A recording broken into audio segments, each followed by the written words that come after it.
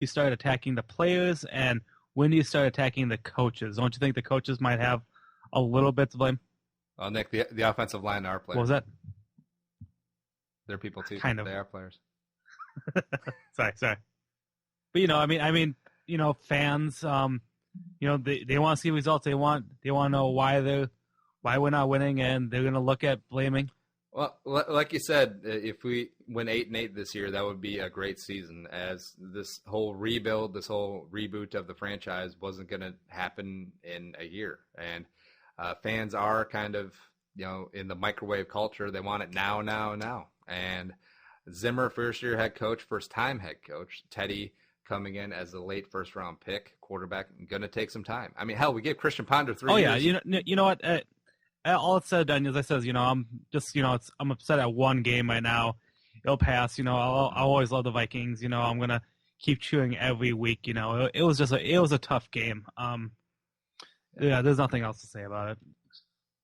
Yeah, and there are a lot of positives to take away from this going forward. The offensive line will get their stuff together. It's very hard to turn it around in mid-season because you're already kind of stuck with what you have as far as personnel, coaching, scheme-wise. So that's kind of hard to turn around. Maybe when we get into the bye in Week 10.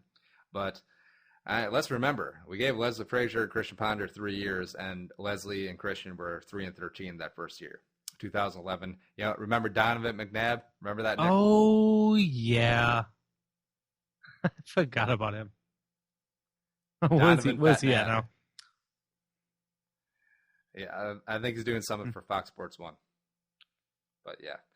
All right, so enough about the pain, and we will get to some more fun stuff in our later segments. Coming up, we got fantasy football bitchin', talking about minor league college football. Apparently something called the World Series starts tonight, and maybe a little bit of pop culture in the next segment.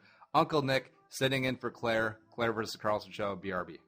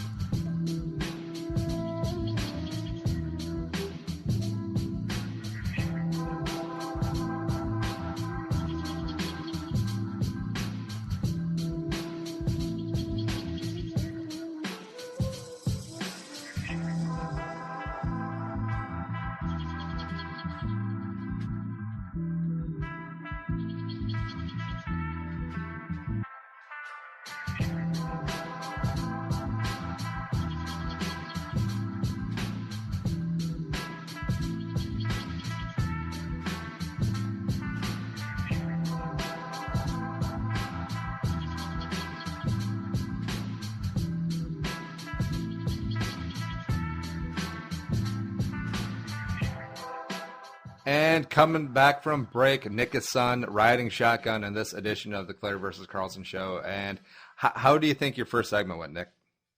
On a scale of 1 to 10, I think I got an A+. Even though I couldn't remember Emmanuel Sanders is his name. No one did. You know that guy who used to play in Pittsburgh and came from SMU, and yeah, that guy. Who's better than Wes Welker and Eric Decker combined? If you want to do an apology to him, you should, and then send him the link to the podcast. Yeah, he'll get over it. Fantasy football bitchin'. And Nick and I, full disclosure, are in the same fantasy league, a 12-team, a 3-keeper league. And we played 2 weeks ago, didn't we, Nick? Oh, yeah. And I got my ass handed to me because my team scored 40 points, which is not a lot. Yeah, that was wild. I don't know.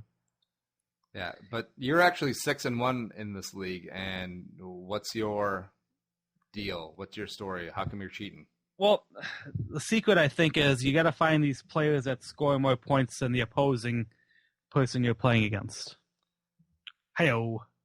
I think you're running above expectation, though. I think you're running plus EV in this spot.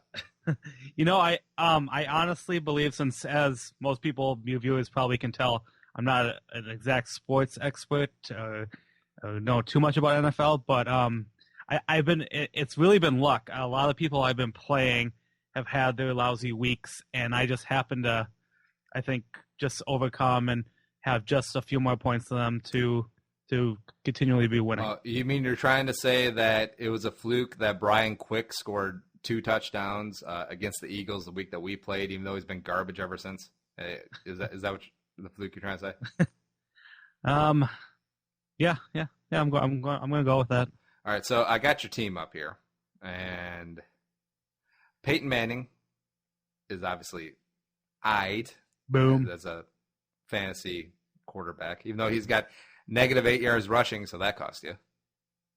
Oh no. Yep. Julian Edelman, Mike Evans, Malcolm Floyd, Brian Quick. And then you made a nice call on Ahmad Bradshaw. That was a good pickup. Marshawn Lynch has been kind of eh. You wouldn't trade me Bishop Sankey for Cordero, even though Bishop Sankey is garbage and Sean Green is coming back. Travis Kelce is a thing. Wait, how is this team 6-1?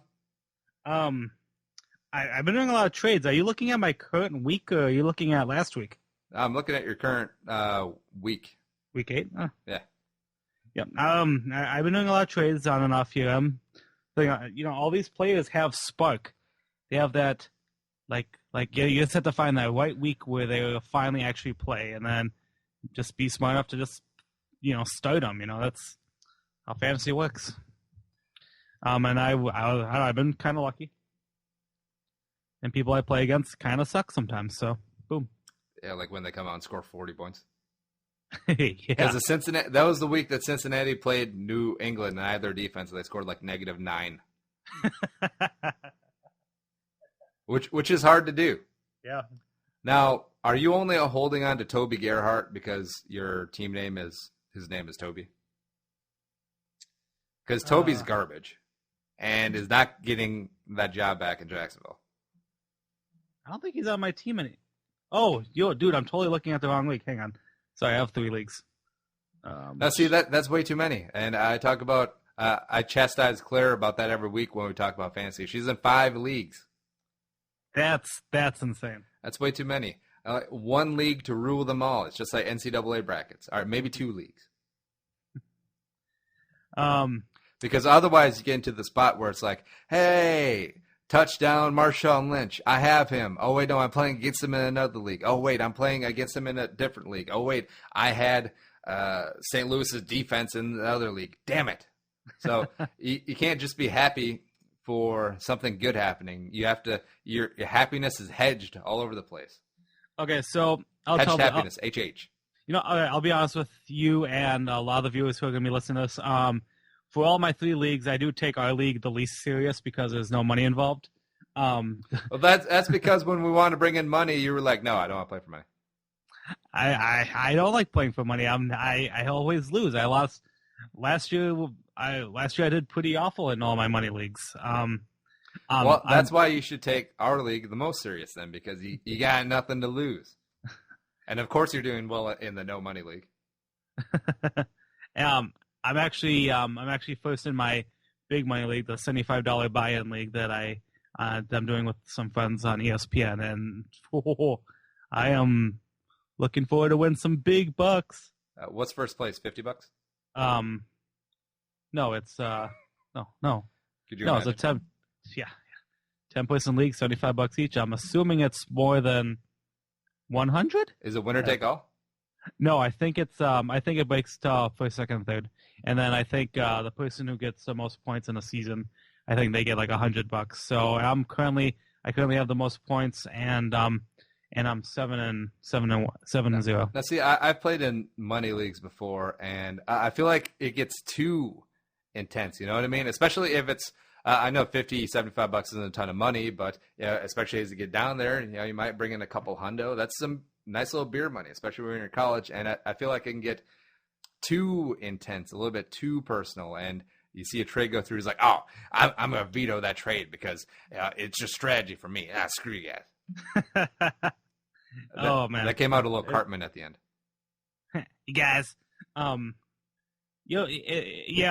know. So with this big money league I'm in, these are friends I grew up with, elementary school, high school, and man, people, and I'm an easygoing guy, but a lot of my good friends, they're doing some harsh words after a bad defeat. You see a different side of people when you play fantasy. And the one thing I do enjoy about the league that you and I in, Andy, is that we're good college friends, and all the trash talking is more fun than actual seriousness. My other leagues, I think they're pretty serious and pretty cutthroat. So. Now, see, lighthearted bragging rights is all that fantasy football should be about. But when it gets monetary, where you're actually upset for the next 3 days because you lost by half a point because Bishop Sankey ran for negative yards on his last play, that's too much. Could you imagine? All right, so this guy in our league, one of my old college roommates, Brent, and he lost, I believe, as a playoff game to me, where it's something random. Phillip Rivers took 3 knees at the end of the game, and he ended up losing to me by half a point or something like that. We remember that because that's negative 2 yards every play, and then it adds up to negative 0.6 or something like that. And could you imagine if that was a $100 league and that was a $1,000 swing? Oh yeah, no, especially to a college kid, that's a crazy amount of money. I bet you're gonna get some arguments about. There'd be a homicide. Do you prefer leagues that do decimal points versus some that don't? I know ESPN used to, when I tried setting up my own league, I didn't see any decimal points when I did it. I'm like, where the hell are the decimal points? And we got more upset. But then again, you have the situation with Brent who lost by a decimal place. I mean, that's you get so upset. He was mad. Decimals is the way to go, though. Yeah, I agree. Now, are any of your other leagues, are they standard scoring, PPR? What are they? All standard scoring. I never understood how PPR, what do you call it, however that works. It's pretty simple, Nick. I don't think so. You get a point per reception. Per reception? Wow. Yeah. So in PPR scoring, it would make sense why Julian Edelman's your number one receiver. Because he's targeted so much? He gets a ton of targets. He's a little slot guy. He's a big slot. Slot. Spread and his slottiness all over the place. Does that work with running backs too every time they get the ball? Yeah. So that's why Matt Forte is a complete beast, not only in standard scoring, but definitely in PPR. Because he's getting 6-7 catches a game. Okay. Yep. What about the other leagues? Are they keeper leagues, like our little fun national league that apparently you don't care about?